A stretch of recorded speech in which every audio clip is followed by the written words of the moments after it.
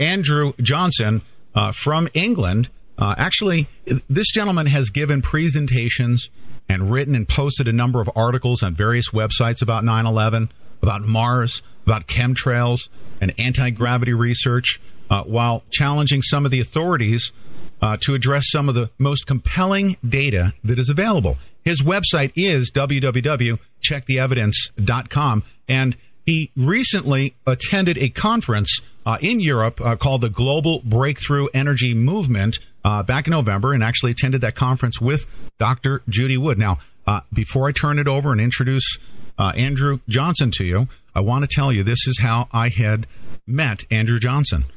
I had discovered Dr. Judy's information about her book. I think shortly before I conversed with him in a comment thread, I had discovered through the video the Jesse Ventura. It was a video that I had listened to audio. Jesse Ventura talking with Alex Jones about Dr. Judy's information.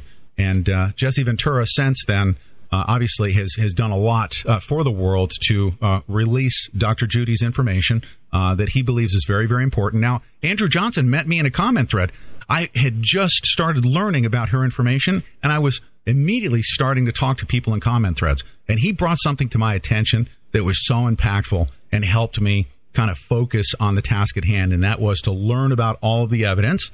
And before I was prepared to start communicating what I had discovered, it was important for me not to muddle up the terminology. Because, ladies and gentlemen, since 9/11, since that horrifying event, and this happens with a lot of things that have occurred here in the world, we have been under a psyop. We've been conditioned and trained to hear certain words and think certain things to take us away from the real truth and the real facts and the real evidence. So Andrew actually introduced me to that term muddled, and I, in reading his comment threads, very, very responsibly said, look, you have to look at the evidence very, very clearly and obviously communicate that, but be very cautious not to step over the line of assisting the PSYOP.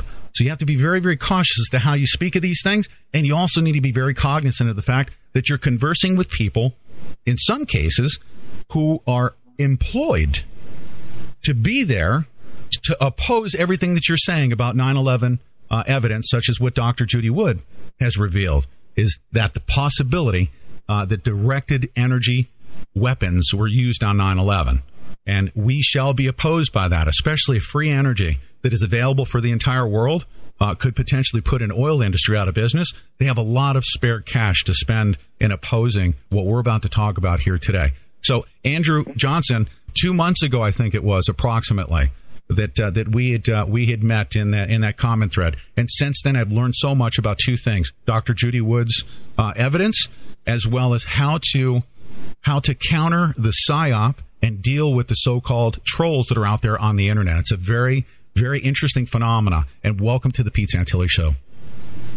Oh, thanks, Pete. Thanks for inviting me on, and obviously thank you very much for featuring, all the research so heavily in your recent series of programs and so on. It's very important, as you know, that more people become aware and are given a chance to think about things, with a clear view, as you were saying there in the introduction, rather than having sort of hurdles in the way and things slightly subtly changed. And it's a minefield. It really is. It is, and I sense that just looking at your interest in following some of these very important topics, I believe that you had that same level of curiosity that I've always had about discovering the truth, about learning the truth, and I think you've approached it in a very sound, sane way, and you've learned a lot through that process, haven't you? Very much so, yes, and I think you've used the key word there, and that is curiosity. And if people are not curious, then they really won't, sort of take those first steps into uncovering things and then following through on that. When in other words, if you have a basic level of curiosity, you're looking at why there is inconsistency in things, why certain things don't seem to make sense, and if you keep your antennae finely tuned and finely adjusted, you can see, the difficulty comes where you're faced with a pitch which, 95% of it makes sense, and then there's this remaining 5%, which it seems to be very important, but that also doesn't make sense. And so you then go into that 5% and try and explore it. And it's like, you're talking about these trolls, and these trolls come in different flavors. There are people that are out and out debunkers and will just, attack you and insult you before actually making any kind of argument. And then there are those trolls who will befriend you, they will buddy up to you, they will say nice things about you, and then they'll take you 95% of the way with your discussion, and then that remaining 5%, when you start to discuss that, they will attack you and say that you're an idiot, which is essentially what happened to me in my involvement with one of the 9/11 research groups, which formed in 2005, 2006. So that was my experience, and it all seemed perfectly fine, and everyone seemed to be, willing to look at the evidence. But then when this particular evidence, which came up for discussion, which it was perfectly consistent, perfectly well documented, but they didn't want to discuss that evidence. They didn't want to talk about it, and when you tried to talk about it, they just skipped over it. Or if you really hammered home the point, they'd change the subject, or after that they'd insult you. These were some of the things that weren't making sense to me at the time that I first came across what Dr. Judy Wood had started to research and post on the internet for the first time. Now, I want to really delve into this because you have studied it and I have studied it, and I think you've seen me. I call it getting in there and scrapping with the trolls to really understand and learn how to differentiate somebody with a negative attitude that opposes a theory and then wants to get in there and counter it. Or here's the next thing that people do not realize is happening, and that is what I'm calling, it's like a black ops on the internet, where we have a secret presence of either government-sponsored or corporate-sponsored individuals that get in there to meld themselves in with society, with internet society, and to mold and shape the threads, the comment threads that you're reading. Because to the honest observer that gets into a comment thread on any particular topic, if they take a glance at the general topic of conversation, if that message is controlled by these operatives, they've helped sway people away from the true evidence. And they're very, very skilled at this. Is this not only a concerted effort, but a grand conspiracy taking place on the internet right now? Well, I think it's a mixture of things, really, and sometimes it's difficult to categorize the certain posters into one or two of those areas, because there is definitely you get the leaders and the followers, basically. I mean, I've written a lot about in my book, for example, just to give a couple of examples for people to go and research into if they wish. I've written quite a lot about Jim Fetzer, for example, because I interacted with him personally. I never met him. Well, actually, I did meet him personally in London in 2010, which was a strange sort of scenario for me to be in at the time. But I corresponded with him a lot by email, and he invited me to join this scholars group. And so I was able to essentially determine for myself that this guy was acting as a leader, to trying to lead other groups of people off the path where the evidence was leading to. And I can prove that, I think. And if somebody was to come to me and say, well, look, we've now got the evidence that we have a group of people that are covering up the biggest crime of the millennium, and we want to prosecute them, and we think Jim Fetzer is one of those people, would you be willing to testify in court against this person? I would say yes, because I have the evidence of my personal interactions with him, which I've documented, to prove that this guy is helping to cover up what really happened on 9/11. He's helping to pervert the course of justice, as we call it here, which is itself a crime. So you get, at the one end of the scale, you get people like him. Now, Is he being paid to do what he's doing? Is he being given money? Has he got a gun to his head? In other words, if he doesn't do this, something awful will happen to him or his family, or, they'll take his house away from him or something. I don't have the answers to those questions. Mm-hmm. But, from his actions, you can see what he's up to. So he's at one end of the scale. Then you'll get at the other end of the scale anonymous posters on the internet who will make completely false statements, such as the towers did not turn to dust, they collapsed and burned down. Mm-hmm. And we can see from the evidence that is a false statement. Mm-hmm. And a lot of those people, they're anonymous. You have no idea where they've come from. Mm-hmm. They use ridiculous sounding handles. And so you have no proof who they are. You have no proof of what their agenda is. And is people's opinion swayed by those things? Well, I think ultimately it is, because when you do a Google search and you get all this trash coming up about a particular person, something that we've experienced is that people will read the trash and they don't have time to sort through the trash to actually find the real evidence. So, if you Google my name or Dr. Judy Wood's name or, a certain combination of keywords and it comes up with trash, you're just going to end up with reams of websites to work through before you get the reference to, say, my book or Dr. Judy Wood's book. Mm-hmm. And then you only a few people will go off and actually buy that book and then go and read it.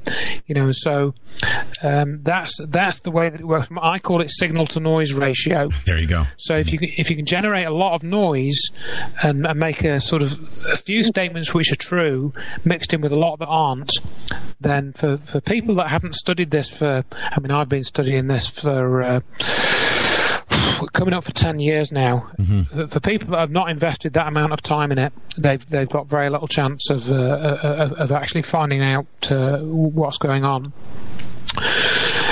So, in terms of the posters, yes, I'd say we have people who are actually guiding things on the internet. They're directing certain forum discussions, and then we've got other websites such as Veterans Today, which are posting certain articles by people like Jeff Prager, who I corresponded with, and I wrote an article about Jeff Prager's correspondence with me. Mm-hmm. This guy comes across as being very polite, very nice, and he's a magazine publisher and so on. And yet he claims that nuclear devices were used to destroy the World Trade Center. Right. And when I challenge him on this, he later writes back an email to me and says that I'm an idiot. And a twit. Right. And those were the words that he used. Yeah. But whether I'm an idiot or a twit is really immaterial to the properties of nuclear devices causing explosions, because everyone knows that such things are very hot. They create a lot of heat. They create a lot of light. Mm-hmm. But to listen to this guy, he sounds sincere. He believes his own story. He believes what he's saying. Right. And you listen to some of these people, and that's how they get away with it. This Dmitry Karlazov is another character who's convinced a lot of people that he's telling the truth, and he sounds sincere. Right. So how is he doing this? How is he sounding sincere? Is he just a very good actor, or is he under some form of other influence which we don't fully accept or understand in our everyday sort of experience? You mentioned Veterans Today, and I hope you don't mind me. I do want to go on the record here, officially, formally, and publicly, that I've been able to myself clearly establish those individuals right now in alternative media who want to cover all of the evidence. For instance, the evidence that's contained in Dr. Judy Wood's investigation that was filed with the federal court system. Those that are willing to bring that information forward are typically the ones that are not compromised or tainted. But those that are opposing that are either being fed information from the top to deter them and detract them, and they need to discover the truth. But Veterans Today, there's a gentleman named Gordon Duff. He is a very well-known person over there in, I would consider it alternative media. But Gordon Duff, I have tried to get on the show and I'm not going to talk about the details as to why he did not come on the show about a week or two ago. But I'm going to encourage Gordon Duff, somebody like him who has had high-level contacts in the government and so on and so forth, and a lot of people talking in his ear. Now, whether or not this Jim Fetzer has been fed the wrong information, eventually they come to believe the stuff that they've been told. And I'm hoping that Gordon Duff comes on my show and reveals the fact that he just doesn't know enough about Dr. Judy Wood's evidence to get out there and to counter it. A lot of that stuff has happened in alternative media outlets, and I think that people have been swayed by individuals at the top. Don't you agree? Well, there's a lot of swaying going on. I think that's the way a lot of it works. And, you are who you associate with, I suppose, is an expression that a friend of mine used. And I think that there's a lot of truth in that. Okay. With Gordon Duff, I've not not personally interacted with Gordon Duff myself, but I have seen recent postings of him stating publicly that what he's written for Veterans Today. Andrew, stay right there. We have 5 seconds here. We're going to go to a break and come back, and let's talk about who these possible influencers are at the top when we come back. Not to burn bridges per se, okay? I want to formally, and I'm going to say this publicly, that I want to invite the honorable, I say honorable in journalistic circles, Gordon Duff, to have a discussion with me about the fact that he may be skipping over some of the most important evidence of our lives, and that is the evidence contained in the book Where Did the Towers Go? So I want to invite Gordon Duff to the show and to clearly establish whose side he's on. And if he opposes disclosing this evidence, then we know exactly what side anyone is on. And that could be applied to just about anybody at the top of the food chain. Now, who these people at the top of the food chain are has been investigated and filtered through very diligently, very methodically, very fairly, I believe. I think that you're going to, before the end of the show, realize that Andrew Johnson, for his own well-being and education, has tried to figure out who these individuals are. So, Andrew, who do you think these key players are, these key influencers at the top of, let's say, the scientific community, like a Stephen Jones, a Jim Fetzer? Can you please tell us what you've been able to find up to this point as to who's who and what they're doing and whether or not their intentions are good or bad, what side they're on? Well, I think, again, it comes down to them, as you were saying, discussing particular sorts of evidence and the way that they discuss it in terms of, particularly what Dr. Judy Wood has put together, obviously, because that's the main central thing of what we're talking about. And, I've written a lot about Jim Fetzer, as I said, and that's in my book, 9/11 Finding the Truth, which you can download free from checktheevidence.com. There is also a Kindle version and an iPad version, which are free, depending on where you get them. And there's also an MP3 audiobook version, which is also free. So I've tried to make this information as widely available as I can with the resources that I've got. The best thing for people to do following this is to download that and read as much as they can, so that they've got chance to see whether I'm just talking nonsense, or whether when I was saying I would take this to court, whether that's actually a justifiable statement, which I would say that it is. Yes, Jim Fetzer is one. He, just a very brief summary with him. He invited me, and Stephen E. Jones invited me to join the Scholars for 9/11 Truth Group, which formed at the beginning of, the end of 2005, stroke the beginning of 2006, and I became sort of quite good friends with them in terms of, I thought we all shared the same goal of exposing the truth about 9/11. But then when I started to realise that what Dr. Wood had been putting on the table was being covered up and marginalised, and I started to say, hang on a minute, what about this research here? They became less and less kind of friendly, I suppose you'd say. And Jim Fetzer ended up insulting me, calling me childish, saying that I was a poor student of logic. And this was about 6 months after he'd invited me personally to join the steering committee of the 9/11 Scholars Group. Now, that should give you a clue as to how some of these people operate, because what he was trying to do initially was keep me keep tabs on me. They'd spotted me posting arguments based on physics around the internet. That's why they invited me into the scholars group. He then thought he'd invite me onto this steering committee to make me feel important, to make me feel I could contribute something positive to the group. When in actuality, the steering committee never did anything. There was nothing to do, basically. And so it was just done as a way, I think, of making me feel important. But I'm not one of those people that wants to feel important. I don't want that. I just want to know what's what, basically, and make sure that I'm passing that information on to other people accurately. And the big clue really came when Dr. Wood established the link to the Hutchison effect, because that immediate time when that research was being developed, I suppose, or put out into the public domain, that's when he started to attack me the most heavily.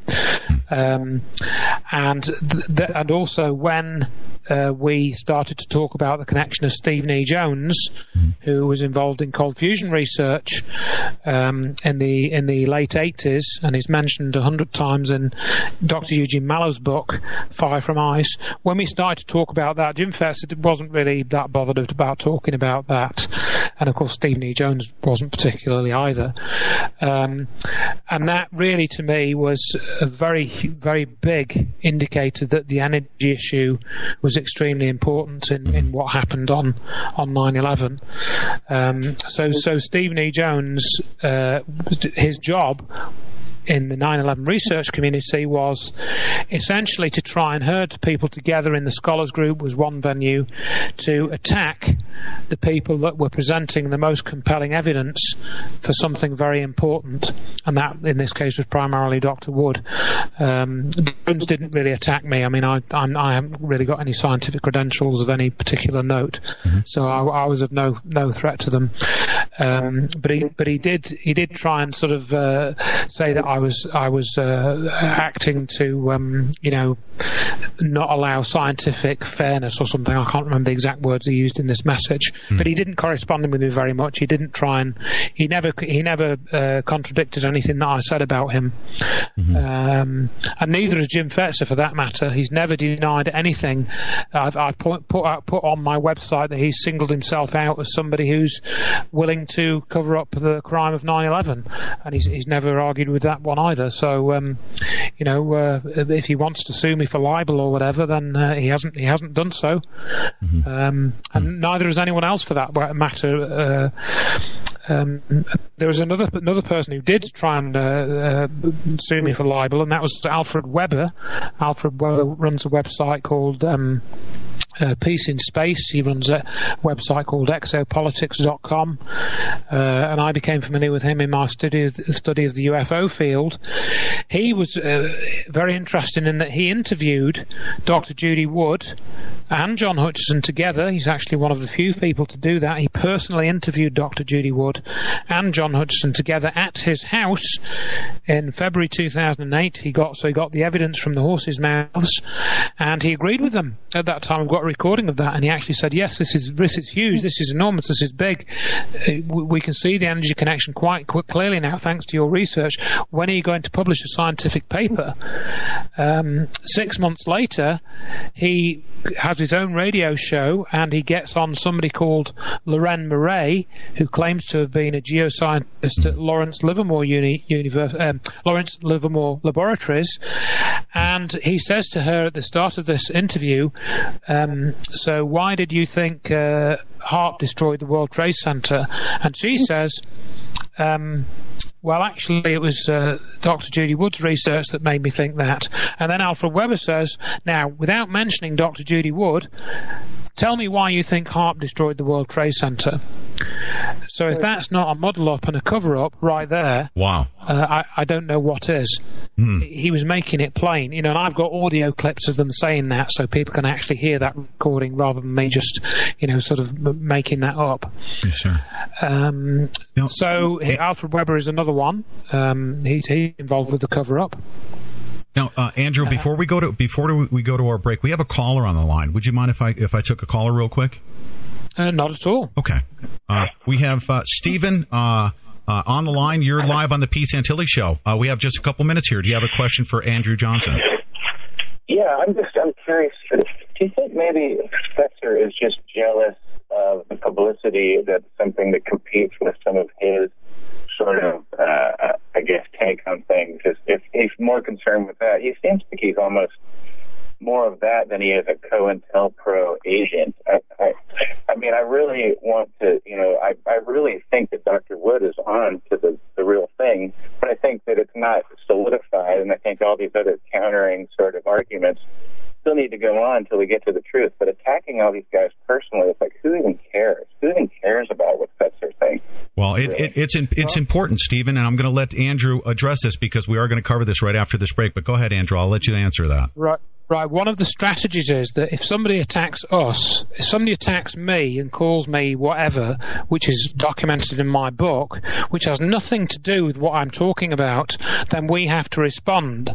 Now, this is one of the strategies of the psychological operation. As soon as you attack somebody, they can either just ignore it or respond. Now, if I ignore it, then it can be taken that whatever is said about me is actually true and I can't respond to it. However, if I respond, then it's assumed that I'm infighting. So, right.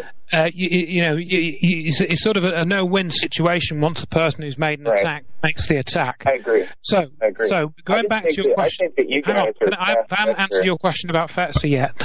Sure. Is it to do with jealousy? Well, I've considered all those things, and the only way you'll know that I've considered all those things is if you read the articles that I've written, which you can download.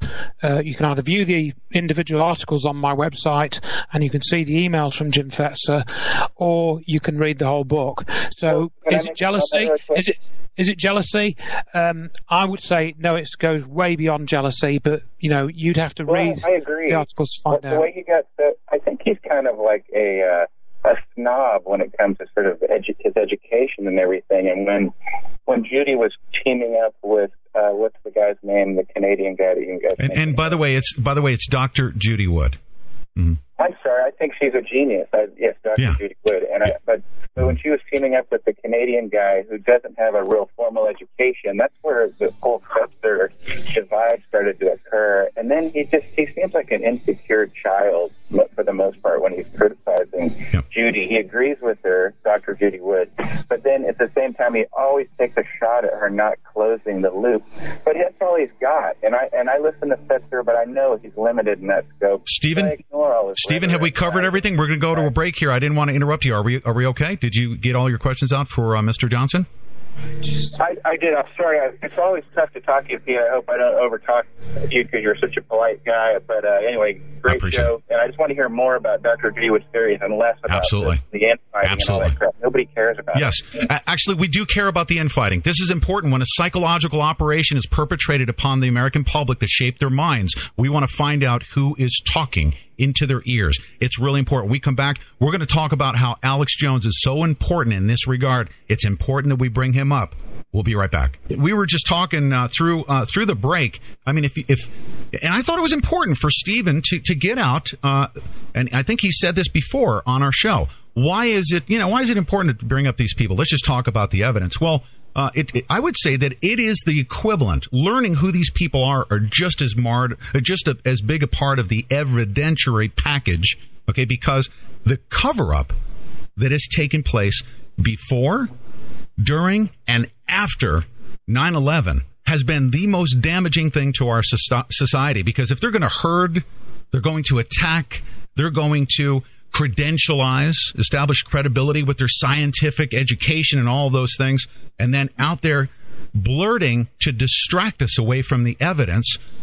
Don't you think, Andrew Johnson, that is probably the biggest thing we need to understand as to why this evidence has been sitting here for so many years, and we're so surprised by it, when we discovered after 10 years, Absolutely, and I mean, the caller Steve made a point about not talking about the infighting and stuff. Well, yeah, but I don't like talking about that sort of thing. But it's necessary to understand how the cover-up works, and that's what I've tried to do. Dr. Wood reverse-engineered what happened to the World Trade Center, and I think if you read 9/11 Finding the Truth, I've tried to reverse engineer the cover-up, and we were talking a bit in particular about the actions of Jim Fetzer and the way that he's able to manipulate people. Now, for example, one of those techniques of manipulation was brought up, I think, in the chat room by somebody, and that was the Vancouver hearings which happened in the summer. And he actually invited Dr. Wood to go to those conferences, but because he'd previously threatened her and said that if she didn't back off her relations with John Hutchison, there was a chance. If she backed off her relations with John Hutchison, there was a chance that her reputation could be salvaged. That's what Jim Fetzer wrote to Dr. Wood in an email in 2008, and I've got that in my book if people want to actually read the exact words, and it's on my website. So when somebody is using language like that, that essentially is a threat. So why would you want to go and speak at somebody's conference who is threatening you? And this is what people don't understand, because they don't have the available evidence, such as that in the email and more, which we couldn't really discuss easily in an open forum. But that is one that we can discuss and has been discussed by myself on several occasions. So why would this fellow organise a conference in Vancouver, invite her, then she doesn't reply because she's been threatened previously by this chap, and he's done nothing to repair that situation.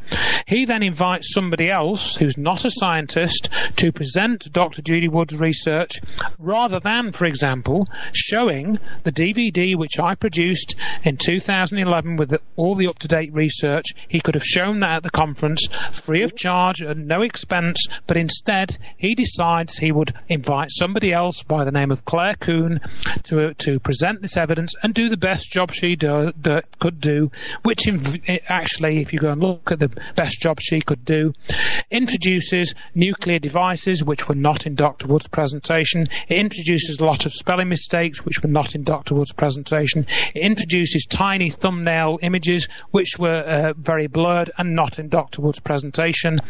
So why would somebody like Jim Fetzer want to sanction a person doing that at a conference in Vancouver, which is outside of the United States of America, by the way, flying up all those people from the United States to Canada? Why exactly would he want to do that? Is that jealousy?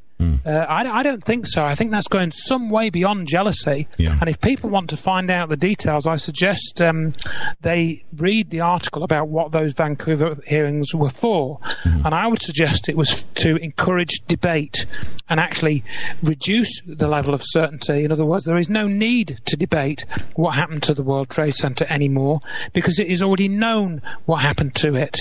It's a bit like debating, whether the buildings are there or not. We could debate whether the World Trade Center is there or not, but it would be a pointless debate because we know that they're not there anymore.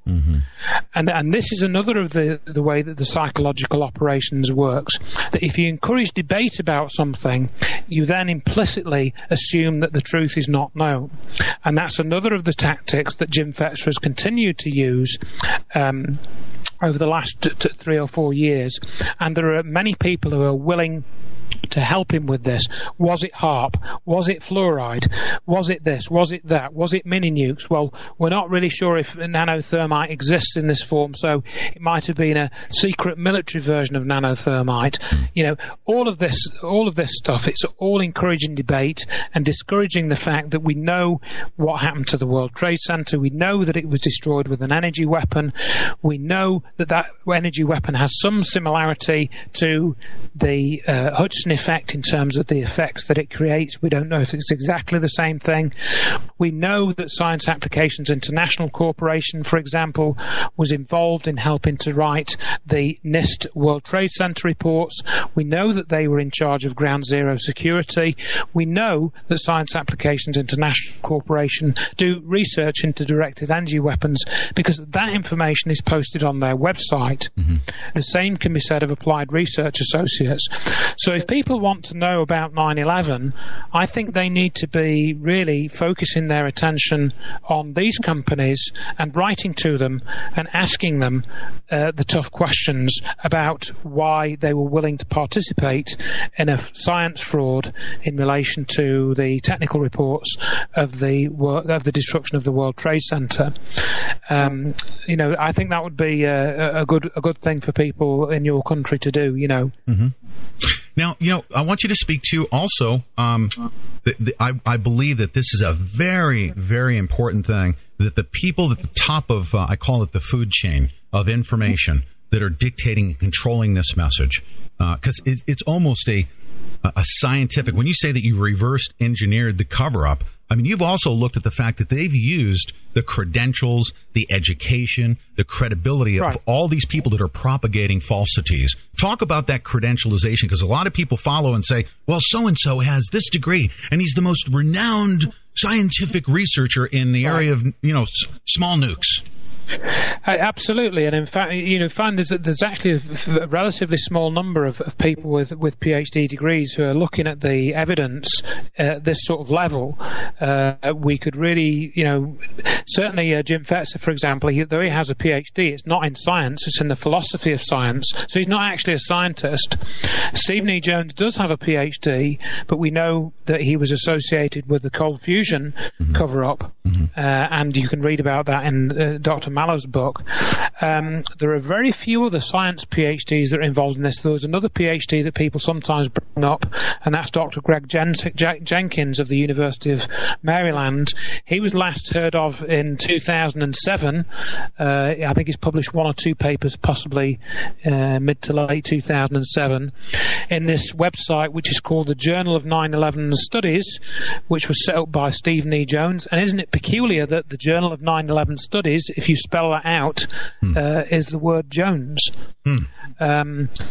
which is rather odd. That is. So there's not that many well-qualified scientists actually putting stuff out there about 9/11. Dr. Judy Wood is the most highly qualified scientist who's actually done this forensic study. I don't think there's anybody else that comes close, frankly.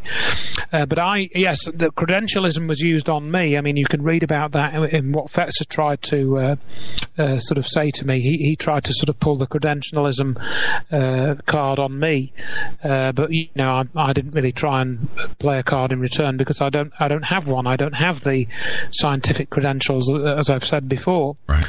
And of course, John Hutchison, for example, doesn't have any high-level qualifications. He doesn't have a university degree. He doesn't have a college education. And yet he has got letters from the Canadian government which state that reports about his own research have been classified top secret, for example. John Hutchison has 500 pounds of metal samples. One of the people who helped carry some of those metal samples from the car to the lecture theatre in Seattle in May 2008, he actually then became convinced by Jim Fetzer that those samples were all fake. Even though he'd physically handled them himself, he became convinced that those samples were fake. That's how strong the psychological operation is, that people who've actually held physical evidence can become convinced later, because somebody can, perform a psychological operation on them, that what they previously understood to be true, real physical evidence, is no longer relevant, or no longer valid. Can I expound upon this? And I'm sorry to interrupt you. And you have to, and I'm balancing this out, me as the curious individual, because I believe that it's very, very important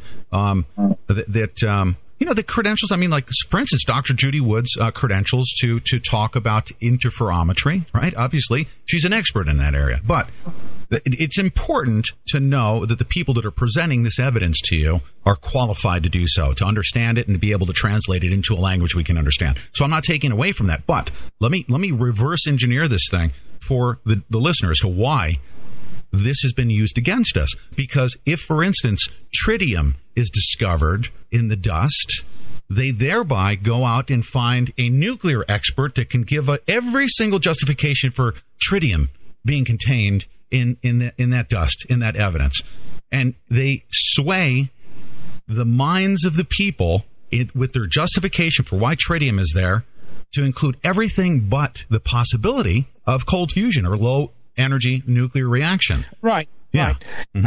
And I think the other thing that you made me think of there, Pete, is the timing. Mm-hmm. Now, just to give you an example of the way that these PSYOPs work, as you mentioned earlier in the broadcast, we went to this Global Breakthrough Energy Movement conference, and present at that conference was another fairly well-known speaker who's built up a bit of a reputation for himself, Sterling Allen.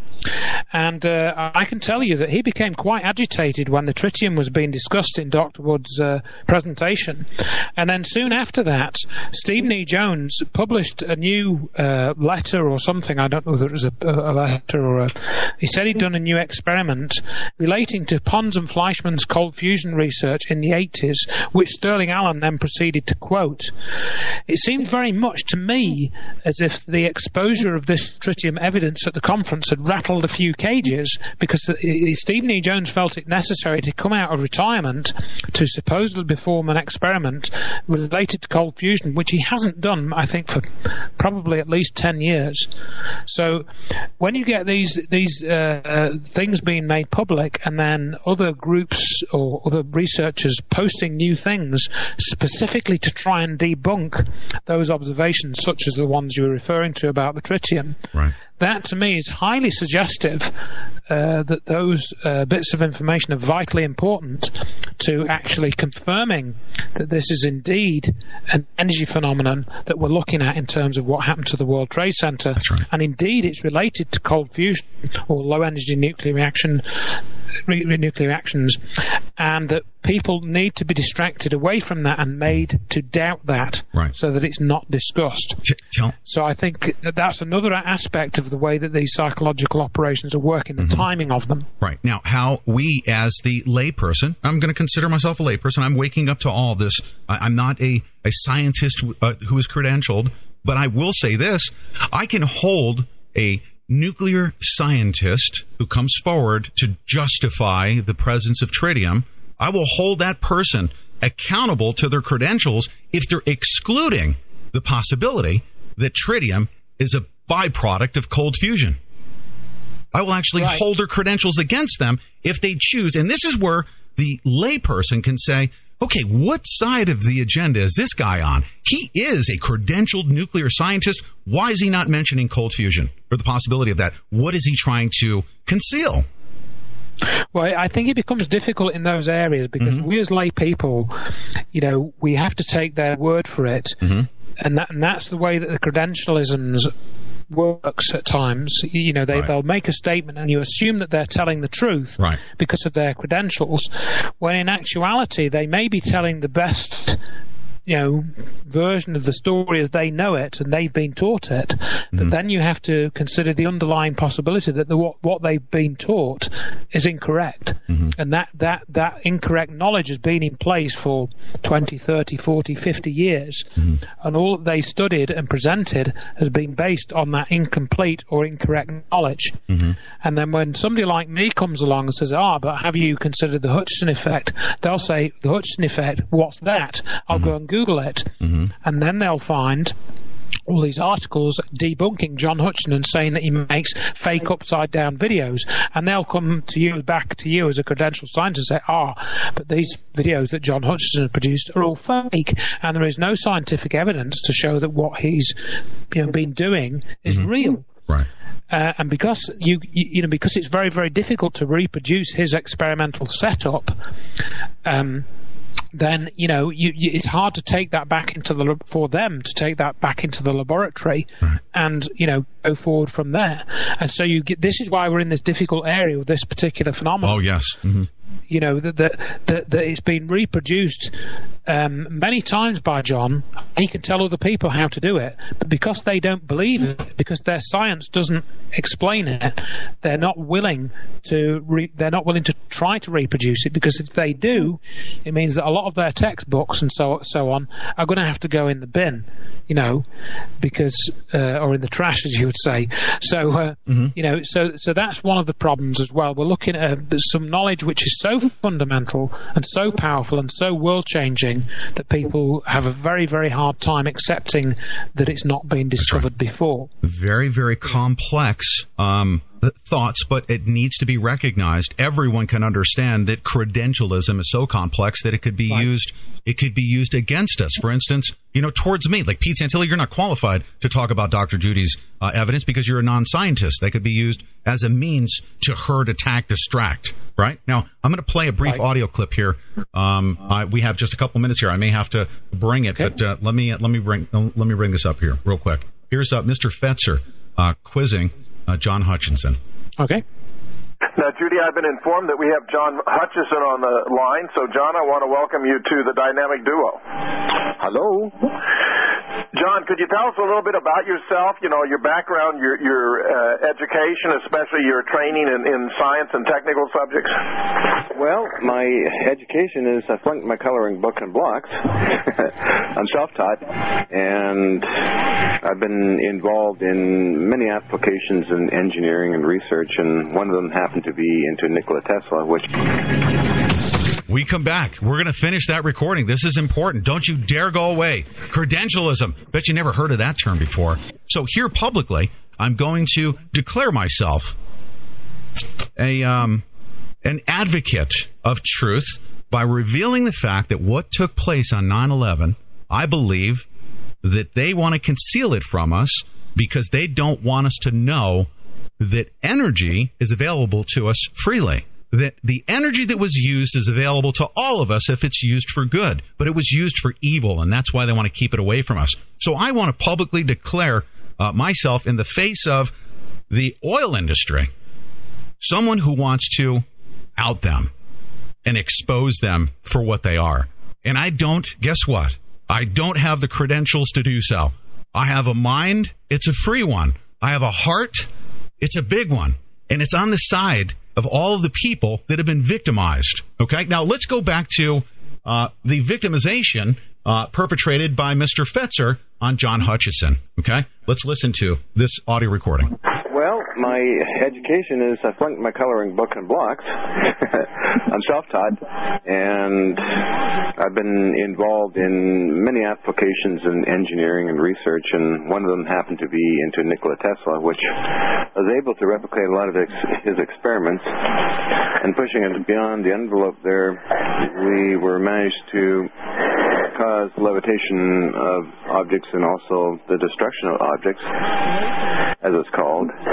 And did everyone hear that? I'm pausing here. I want you to pay attention to what he just said. A man with no credentials reproduced levitation.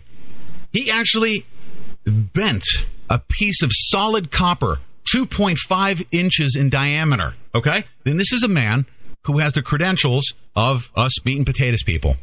And it gained interest into the U.S. military back in 1983, which they did a lot of experiments and tests with it. So you grew up in Canada?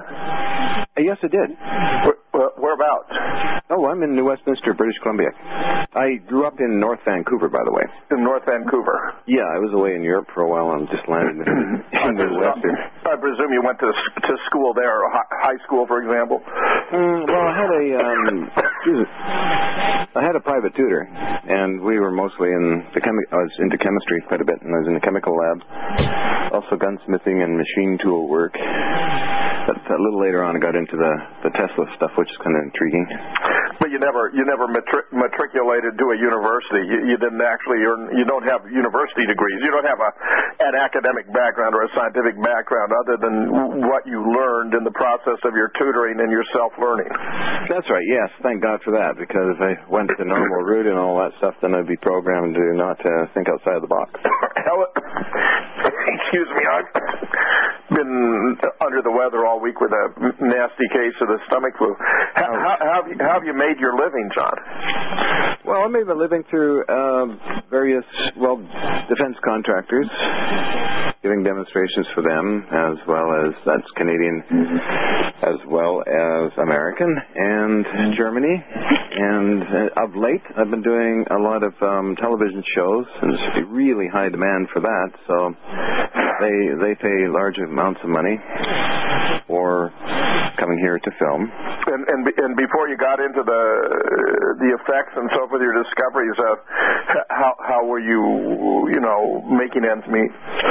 Oh, way back past 1970? Say, anytime. Fill me in. Wow, that's back in 1970. Prior to that, I was involved in a major court case against the Canadian government on gun control issues, and prior to that, it was just on welfare, getting odd jobs, that kind of thing.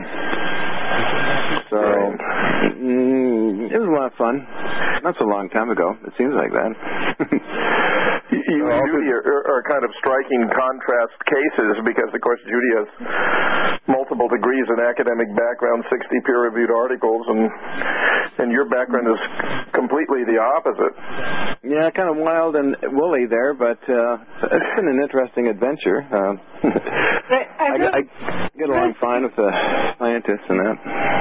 We work together on different projects. Go ahead, Judy. Yeah, I've noticed something different with John than the typical student. John thinks. The students program. Well, they check the answer to the back of the book, and that So very interesting interchange there. But I believe Mr. Hutchison represented himself honestly. I mean, he talked about and he did so. He was recently featured in Jesse Ventura's episode. And if you want to go back and see that, it's actually on the internet. You can actually download it, but you can see what Mr. Hutchison has been working on. Now, the key elements are on the other side of the coin. We have a Dr. Judy Wood, who is credentialed. He's admitted that she has the education, she has the credibility to bring these issues forward. So it is important. But you'll notice part of the psychological operation is to, for him to call her Judy and to minimize her and to decredentialize her just by referring her to Judy and take away her doctor status. Correct? Yeah, absolutely. I mean, there's a whole number of tricks like that which we've noticed very subtle over the years, really. Mm-hmm. So I mean, if you look at those questions to John Hutchison, it sort of went way beyond what you would normally ask a guest. Asking them to go back. Oh, do you have a university education? Why ask that question? Mm-hmm. Why not ask there? John, for example, said, "Oh, I did some work for the U.S. military." Mm-hmm. My automatic was, "Well, what did you do? What? Which was it? Air Force? Was it Army? Was it Navy? Where did you work? What sort of projects were you involved with?" Those are the questions that I would ask. Mm-hmm. Not so that means you haven't got an education then, Right. So and as you say, John had no qualms about answering any of the questions. He was perfectly candid and quite jovial about it. Well, I think he was quite pleased with himself. He realised that he'd been able to do all these things and was justifiably proud of that. Right. So he didn't try and cover anything up. He had no need to because he was telling the truth. Could you touch on this? Okay, and a lot of people are coming awake to these facts that Mr. Hutchison has been able to replicate a lot of the things that took place on 9/11 that's in the evidence. Are you aware of those things? Could you list those for the audience? Yeah, certainly. Well, if you look at the pages on Dr. Wood's website, basically John has reproduced levitation. We saw levitation of witnesses on 9/11 and things like we had upside down police cars and so on, mm-hmm. fire trucks. Right. We've had the bent metal, and as you mentioned there, John has got a number of samples where the metal has become either bent into a horseshoe shape, such as a copper bar, and we've seen bars which are held by WJE for NIST have the same deformation pattern with no wrinkles and no burn marks. We have peeling effects within the metal, like it's delaminated. Some of the samples that John Hutchison have exhibited this, and the samples that on some of the so-called toasted cars have also got delaminated sections. Then we've had these weird fires that John has seen in a number of his experiments. Fires appearing to things appearing to combust, and then we've also seen the cars exploding near the World Trade Center, or say exploding not in the sense of a bomb going off, but mm-hmm. exploding into flame. We had the Bankers Trust building, which seemed to have residual effects in it because they repaired the Bankers Trust Trust building, and then I think in 2006 they began to take it down piece by piece, saying it had a mold infection. And if you look at the effects there, it appears to be a high level of rust on some of the beams. And there were some very strange fire events in the Bankers Trust building as well during the deconstruction, and 3 firefighters were killed. I think that was 2006 as well, or 2007. So some very strange effects there. And also low energy. No heat. If John puts his hand into his experiments and picks out the bent metal sample, it's cold. And also we saw very little evidence of heat at the World Trade Center, which is another thing that they've tried to cover up and muddle up, very much so. And that's why primarily these alternative explanations, which don't explain the evidence, involve heat of some kind. Nanothermite, nuclear devices, and their variants are all hot phenomena.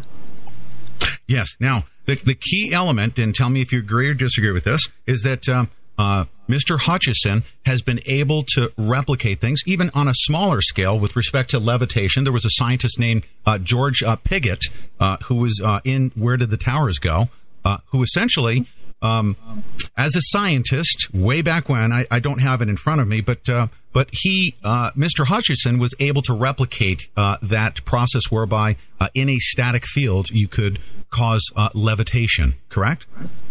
As I understand it. It appears there are a number of ways of doing that. There was another chap called Thomas Townsend Brown who reproduced these sorts of effects, working with somebody called Biefeld. I can't remember Biefeld's first name. And Biefeld, he knew Einstein. So these were, in their day, these were, very high up scientists. And some of these people do know that this technology is real. It's just that, for example, if you read Nick Cook's book, The Hunt for Zero Point, Nick Cook is a defense journalist, he sort of points out that a lot of the anti-gravity research seemed to go underground in the mid-50s, about 1956, and that appears to be when a lot of this technology went into the black world, which of course was not too long after the National Security Council had been set up in 1947 and so forth. So the security apparatus of the United States was getting fairly well established, and of course everyone was getting pumped up with oil, and the oil companies were starting to get pretty rich by then, and of course that trend has continued since then. Right. Now, I'm gonna finalize these thoughts and why it's important for the listener and the lay person. And I call our people, the majority of us here on this planet, of the 7 billion people, we're just basic people that are just trying to understand the world around us. Most of us relying upon the information that's given to us. But this static energy field, okay, and the process by which, even on a small scale, you create this static field, okay, and you essentially introduce energy into that field and cause, we're going to call it molecular dissociation, right? Cause certain things to happen within that static field. That is potentially what took place as far as our understanding of it based on the evidence. Let's say, for instance, we created an energy field around the World Trade Center and then caused something to happen to where everything just dustifies. It's important to understand that process, and that is contained in Where the Towers Go, and a lot of these processes were duplicated by Mr. Hutchison. That's why his work has been so important. So the bending of steel and how that took place within the static energy field. Well, was he able to bend a 2.5-inch piece of copper just right there, right in front of everyone's eyes? It's been witnessed. He's replicated this process, and it could be associated with what happened on 9/11.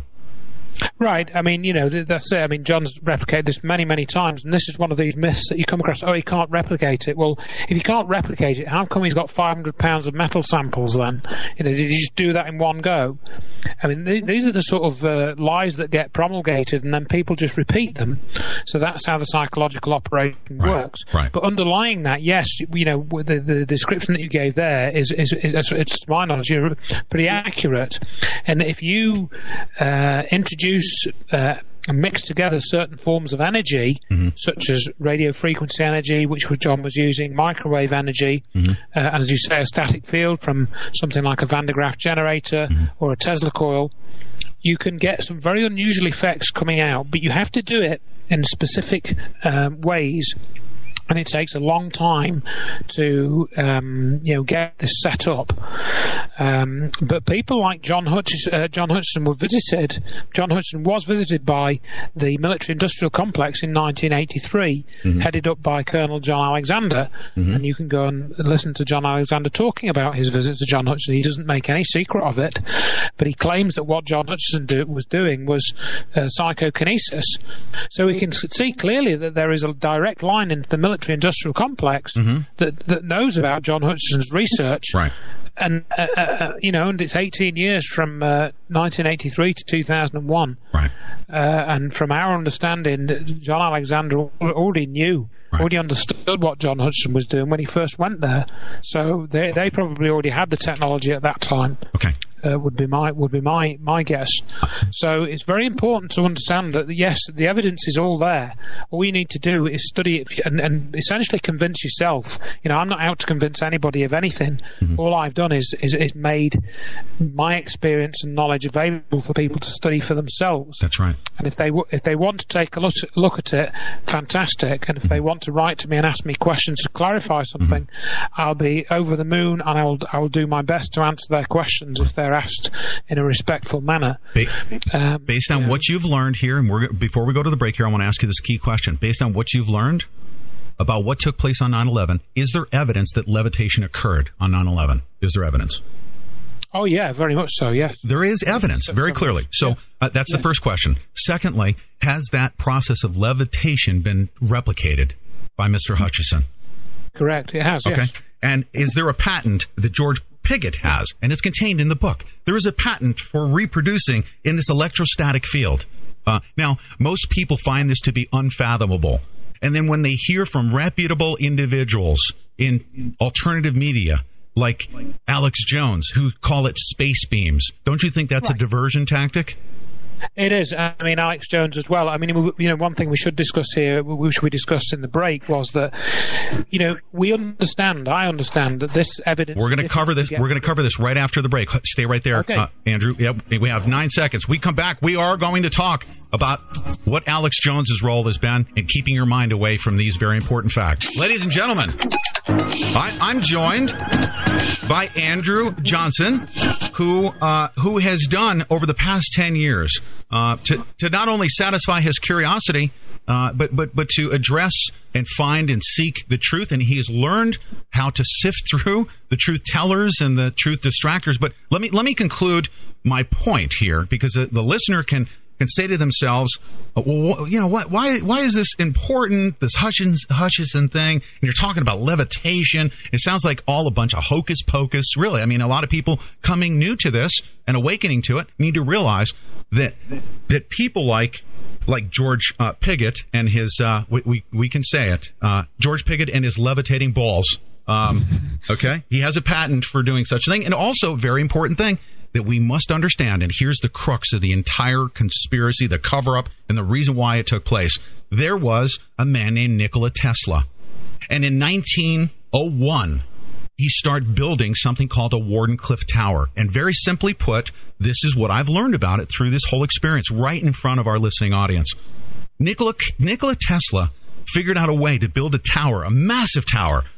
We're talking about these concepts on a very large scale, to where he could take out of the ionosphere energy to be distributed to everyone in the entire world. And we could essentially get free electricity. J.P. Morgan financed that. The banksters financed that. And J.P. Morgan said, I can't put a meter on it and make money off of the backs of the slaves of the population. We are hereby going to stop this project. And he shut down Nikola Tesla. Nikola Tesla's research library was burnt down. This man took a beating. And Nikola Tesla had discovered things that are so important, just like John Hutchison in replicating these things. He's replicated it through his knowledge of Nikola Tesla. Now, ladies and gentlemen, you, as the listeners, need to know that what took place on 9/11, potentially, because of the anomalies that took place, the levitation and the spontaneous combustion and the dustification of that building. Now, today, you may be for the first time realizing that the people who have access to that same energy that Nikola Tesla wanted to give to the people of the world, it's been concealed from you. And There's a concerted effort to cover it up, to keep it away. And that power and that energy is being used by evil people who killed 3,000 people on 9/11 and hundreds of thousands, if not millions of people since then. Is that a pretty accurate depiction, Andrew Johnson, of what's happening here to the world population, not just to the United States? Oh, yeah. I mean, this is why it's very important. It's a global thing related to energy. And as you say, this story really goes back about 100 years, almost 100 years. And the tie-in with the bankers is, you can see right there that they were beginning to establish their power as, in the energy domain, if you put it like that, around the time that Nikola Tesla was doing this research. And they essentially shut him down. They made him so he couldn't do any real damage. And they were, they took from him the technology that they needed to, basically make a money machine for themselves, money-making machine, which was the electrical current transmission system. Mm-hmm. And Tesla's system was better than Edison's system because it used an alternating current, mm-hmm. whereas Edison's system used direct current, right. and Tesla's system was much more efficient. So that was the regular energy distribution mm-hmm. system. Right. But then Tesla went and worked on this wireless system, which was what the Wardenclyffe Tower was all to do with, mm-hmm. and that ended up being blown up. And I just looked up the date, and it was 1917. So yeah, absolutely, yes, it's very fundamental to the way that our world works. It's right. The energy question is fundamental to everything. Once you have free energy, you can have as much clean water as you need, you can build as taller buildings as you need, right. you can have whatever propulsion systems that you need, right. and it will completely transform the nature of our society. It will change the whole geopolitical structure of the world. That's right. And that's why it's so very, very dangerous for the status quo. It is the single most dangerous thing to the existing status quo, right. is the energy issue. Yes, sir. Once it is known and understood that we can have as much energy as we need right. to do whatever we need to do it with, then everything changes. Everything changes. In the essence of time, I want to transition from that thought, okay? Because there are literally tens of millions of people who have been listening to somebody at the top of the so-called alternative media, which I believe right now has been compromised, unless they come out and talk about these issues.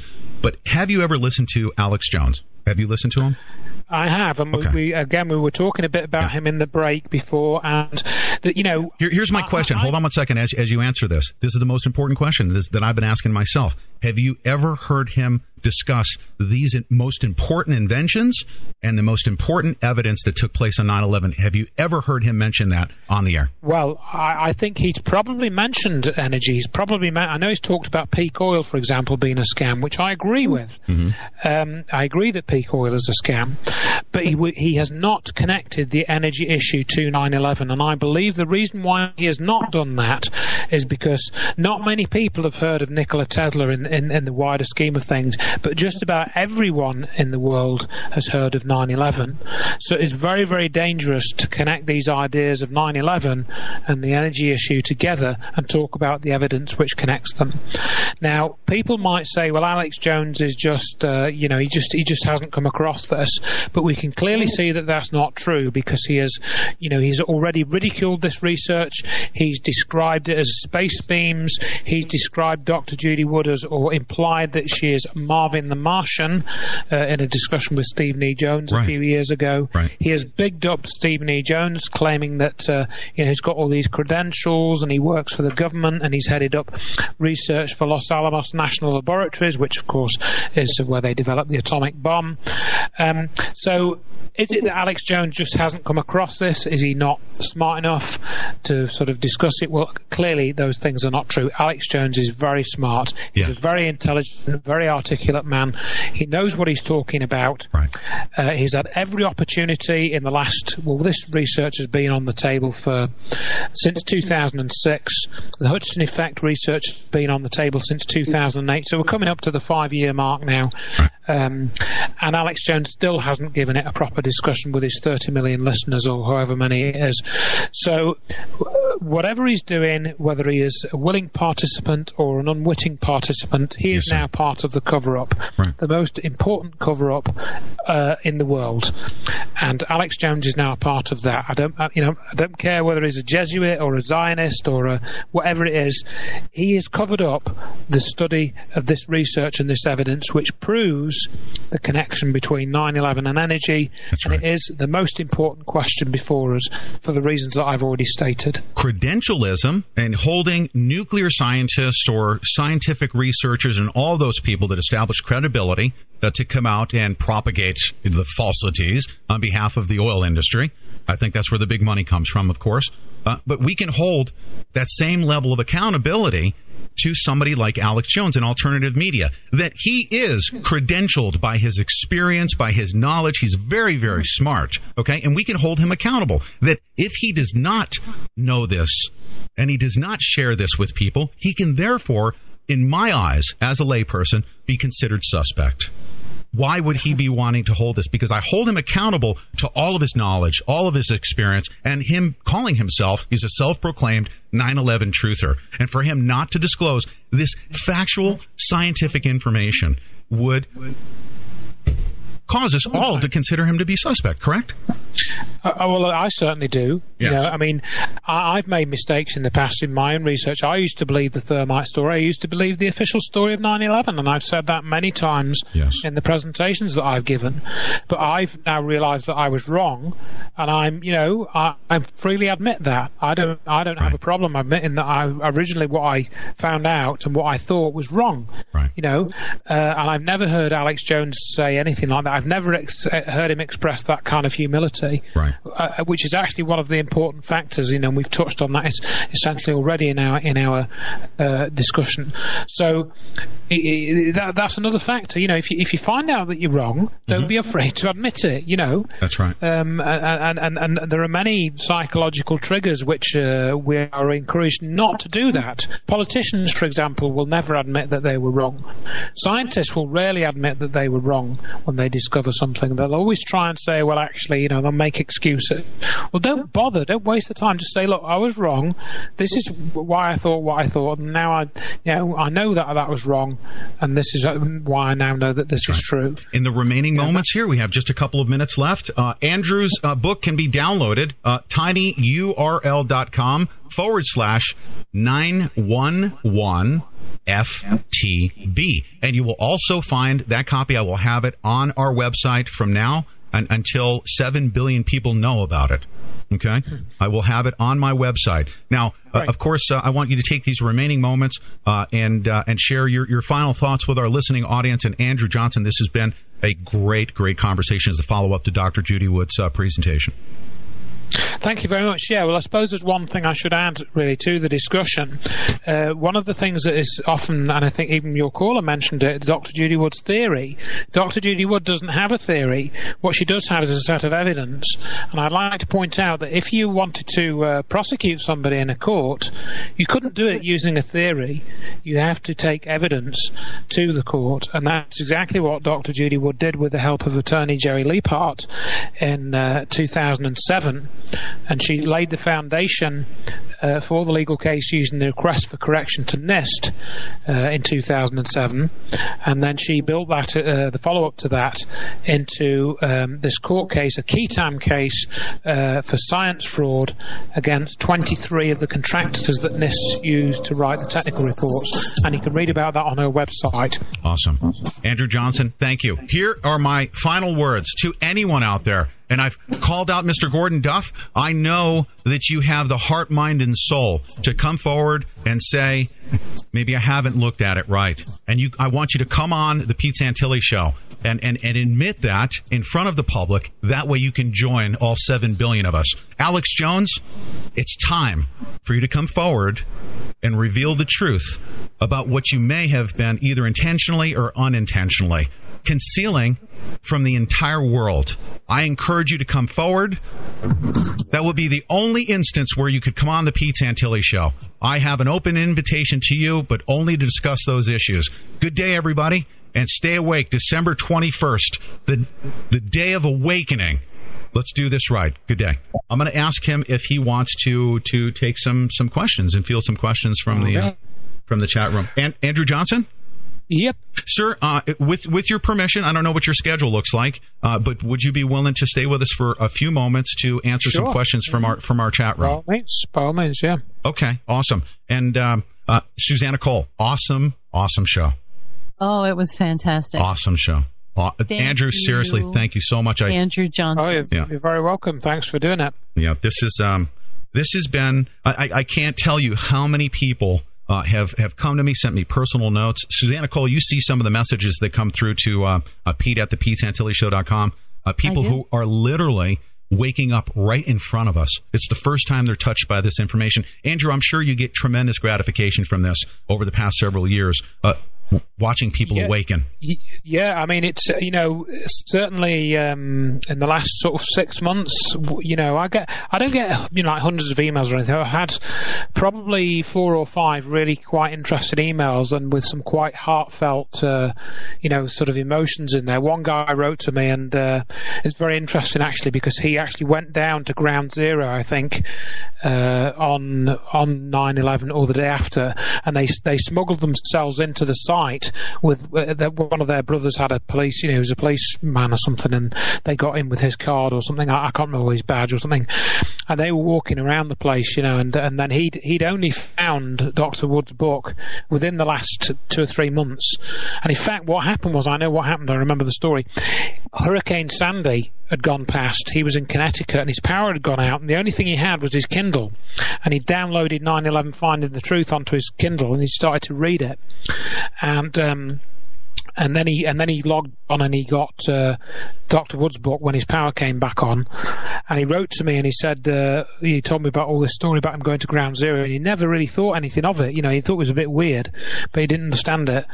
And then he said at the end of this message, which was fairly long, and he said, I don't know whether to thank you or to hate you or something.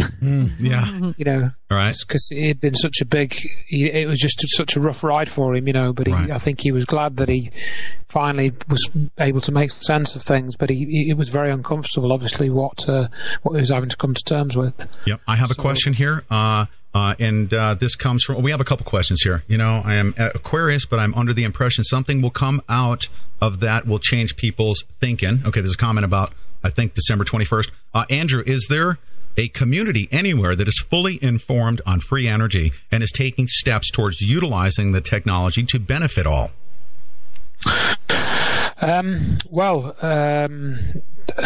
That's a difficult question to answer. I mean, I'm not an expert on all those various communities.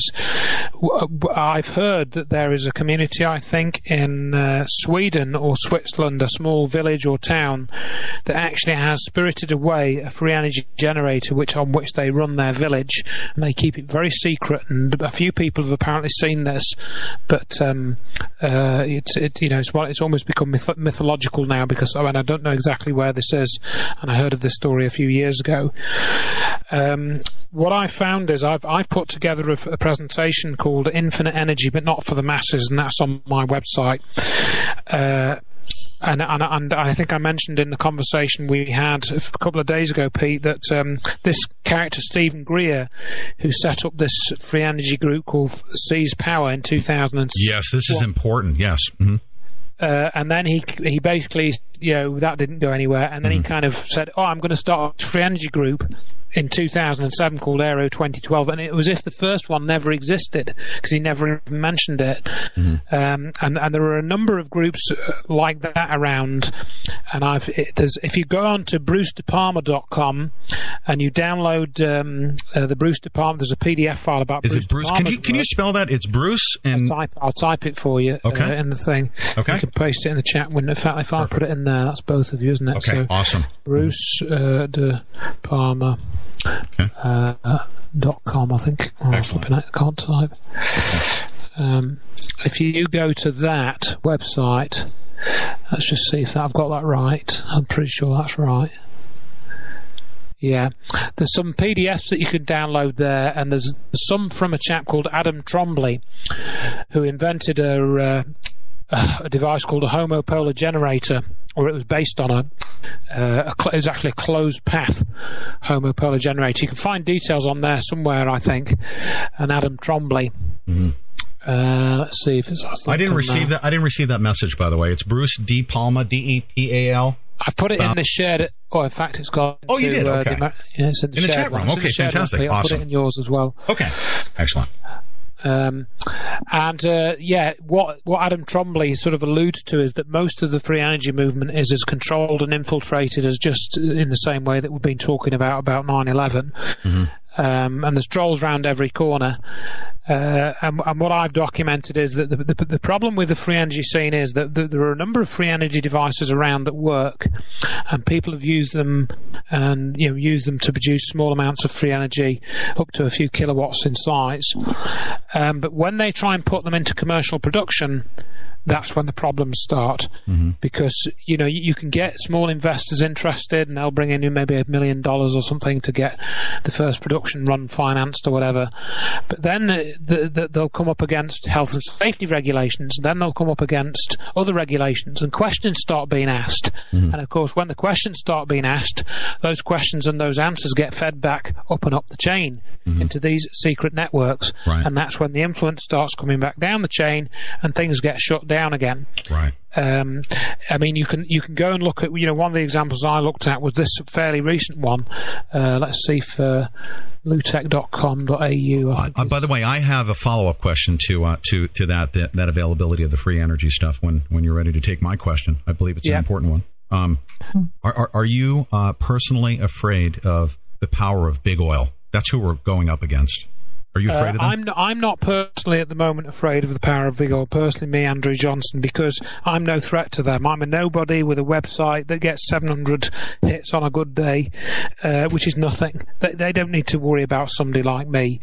I'm just irrelevant, and they can pass me off as just some, I can promise you that's going to change overnight. But go ahead. Mm-hmm.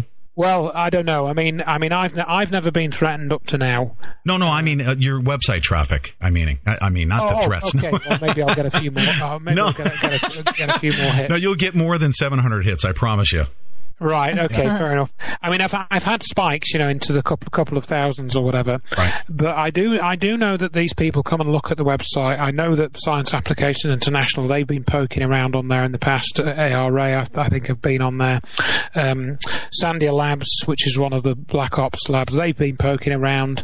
In fact, all those sorts of places have come to poke around my website in the past. So they know what I've got on there, but they don't care, because we just don't have the exposure. Well, here's my question. Can I say something here? Go ahead. Can I say something real quick? Before this gets away from us, we have someone in the chat that wanted you to know their name is Pono, and they wanted you to know they don't have a question, but would like to thank you for all your work. Well, thank you very much. Well, if you can thank them back, that's much appreciated. Thank you. Yep. And you just did. Hold on just 1 second. I need to stop and restart.